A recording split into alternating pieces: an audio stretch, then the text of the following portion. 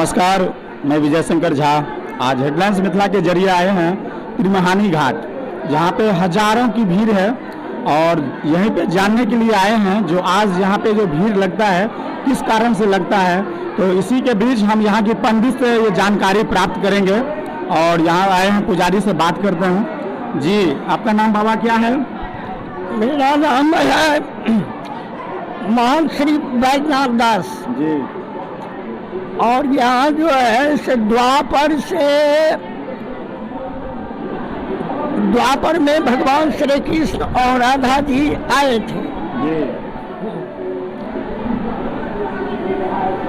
उसके बाद राधा जी ने कहे भगवान कृष्ण से जो यहाँ आए तो कुछ वरदान चाहिए।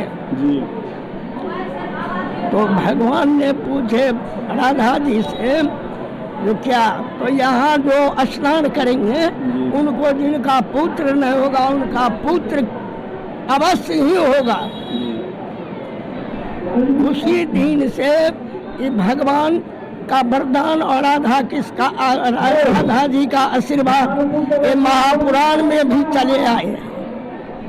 उसी दिन से यहाँ पहले कहा जाता था इस जीवछ नदी को मोहना बहा और भगवान कृष्ण ने यहाँ बांसुरी बजाए थे। राजा जनक जी भी आए थे, त्रेता में राजा दशरथ जी भी आए थे।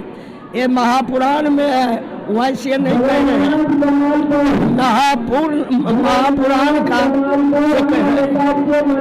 एक बात और बताइए, आप तो यहाँ पे कई सालों से होंगे और हर साल इतना भीड़, यहाँ पे हजारों की भीड़ है, चारों तरफ लोग नजर आ रहे हैं, चारों तरफ भीड़ से सजा हुआ है। तो ऐसा इतना भीड़ क्यों लगता है?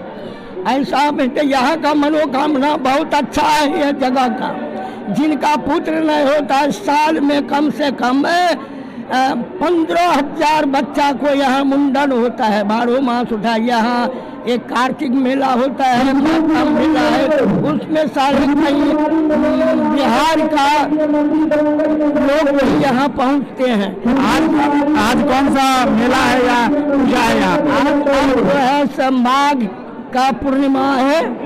इस तिथि में जो है कार्तिक तिथि है और इस तिथि में यही तिथि में वरदान दिए थे, इसलिए इतना बहुत भीड़ है।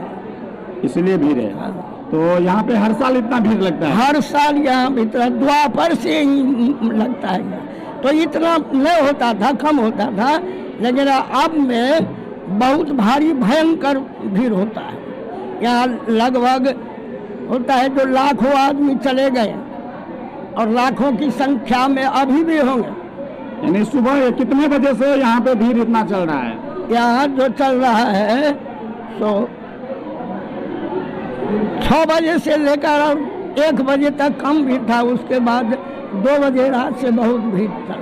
और ये भीड़ कब तक रहेगा? ये भीड़ लगभग 2 बजे रात तक रहेंगे ऐसे, उसके बाद कम हो जाए, कल थोड़ा थोड़ा रहेंगे।